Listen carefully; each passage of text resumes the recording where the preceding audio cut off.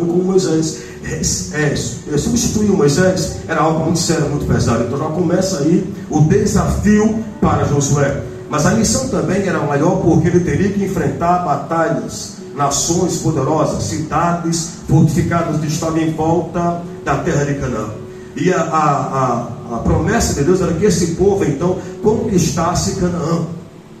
Só que para conquistar Canaã teria muita coisa para se enfrentar, muitos desafios. E aí Deus então está chamando Josué para assumir uma missão que humanamente ele não era capaz. Humanamente Josué não tinha em si mesmo capacidade para desenvolver tão grande missão, porque era uma missão de uma proporção muito grande, e a pressão, a exigência, a cobrança era muito forte. E ele com certeza ele ficou intimidado, ele ficou de certa forma inseguro. Eu representar Moisés, assumir um homem que na verdade fez tanta coisa, arrancou o povo do Egito, fez sinais, maravilhas, enfim. E aí o povo queria ver a Josué não somente capacidade de liderança, mas o povo queria ver nele Deus. A maior prova que Josué era um homem, um líder legítimo, era se Deus então o guiasse, o conduzisse. Na cultura judaica, o povo, para quando alguém era sucessor de um outro líder, o povo então só respeitava se visse nele Deus guiando, Deus orientando, Deus se revelando. Então, para que a nação, que era uma nação grande, muito grande, 3 milhões de pessoas, até mais do que isso, respeitasse, ouvisse, obedecesse e seguisse a Josué, era preciso então o povo ver na vida dele Deus. Nessa aí, Deus escolhe, Deus separa, e Deus dá a ele instruções para que ele pudesse desempenhar, realizar, desenvolver a missão que não era fácil, era muito séria. Ele ia ser cobrado, ele ia ser exigido, ele teria também que enfrentar batalhas, guerras muito grandes.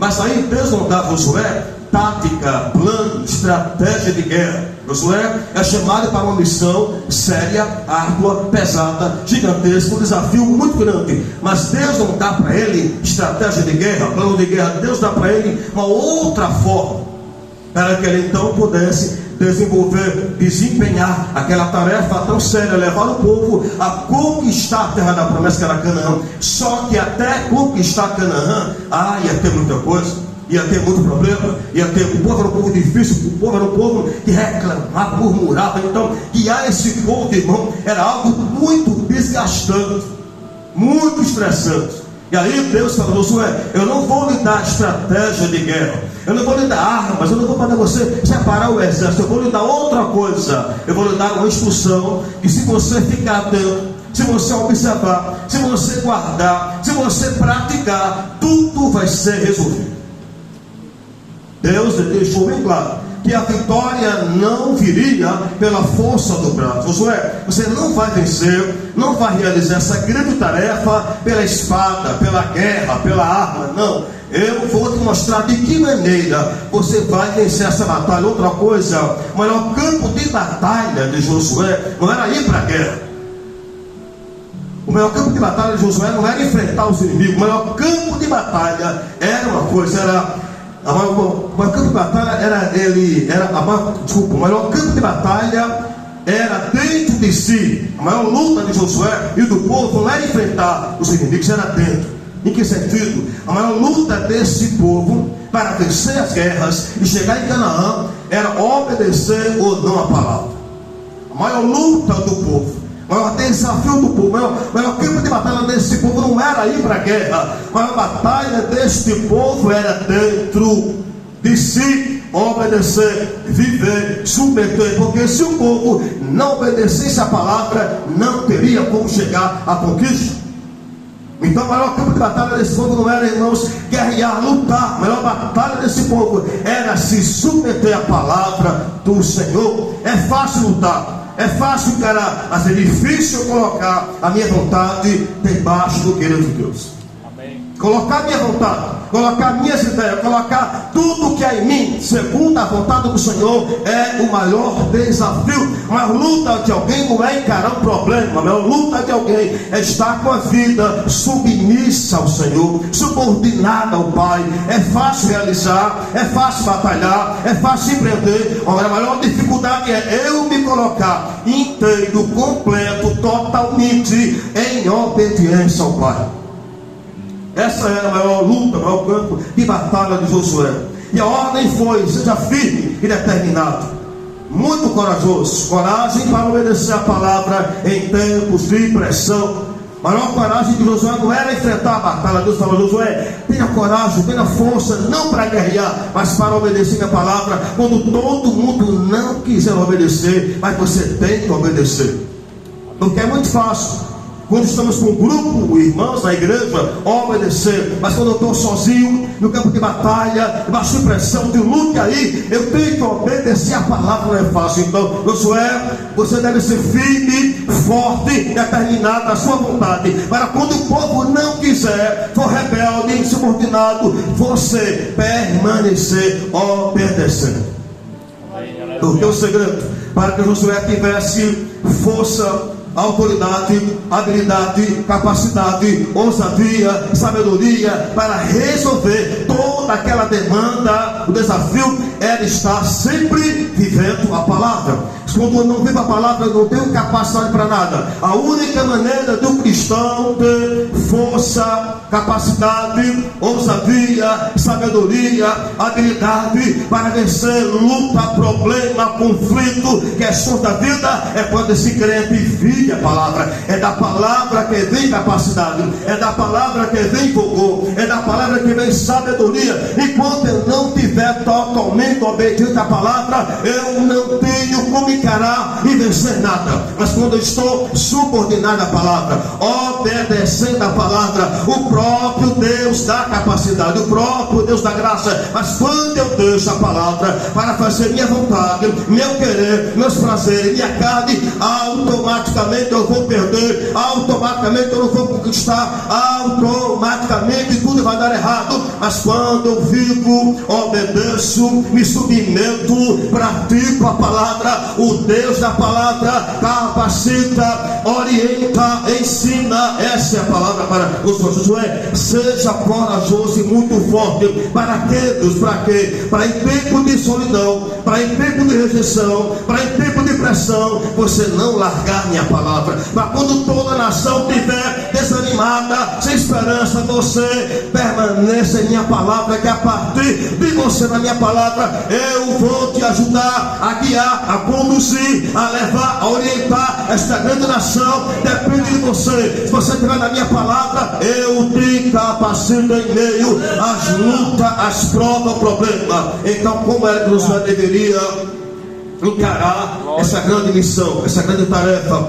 Vivendo atento, vivendo ligado, vivendo subordinado à palavra, para que ele pudesse não fracassar, não esmorecer, não desanimar, não retroceder. Ele deveria manter-se vivendo, amando, respeitando, olhando, agradecendo, vivendo a palavra, para que este homem não fosse esmagado, não fosse desgastado, não fosse envergonhado diante de uma tamanha missão. Ele não poderia se apartar, não poderia deixar que o seu coração, suas vontades, seus medos, seus problemas atrapalhassem na palavra. Quando eu vejo que minha dúvida, meu medo me enfraqueça na palavra, eu não vou longe, eu não vou muito longe.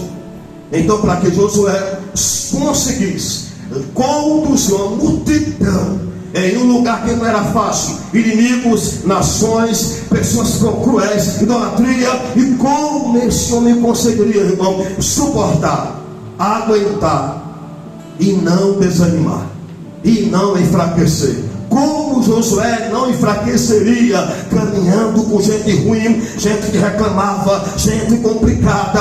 Como ele se manteria forte, firme, vivendo o que a palavra diz, praticando o que a palavra diz? Então a ordem foi essa: seja firme e determinado, muito corajoso, mas corajoso, Josué, para quando todo mundo estiver totalmente longe da palavra, rejeitando a palavra, você permaneça aguardando a palavra. Aí ele fala assim: coragem para viver segundo as ordens de Deus, porque viver segundo a minha vontade, segundo o que eu quero, segundo o que eu gosto, é muito fácil. Viver aquilo que é interessante, que é bom para mim, é fácil. Agora, viver aquilo que Deus quer para mim, nem sempre é fácil. Nem sempre é fácil viver aquilo que Deus quer para mim. Agora, viver o que eu quero, viver o que eu penso, viver a minha ideologia, em modo de vida, é muito fácil. Agora, viver da forma, da maneira que Deus quer, é um desafio. Então a ideia é essa: coragem para viver segundo as ordens de Deus, mesmo que isso lhe custasse ir contra a vontade do mundo, mesmo que a nação tivesse indiferente, fria, murmurando. Ele não poderia deixar que a situação da nação o atrapalhasse em ser corajoso, em viver as ordens de Deus.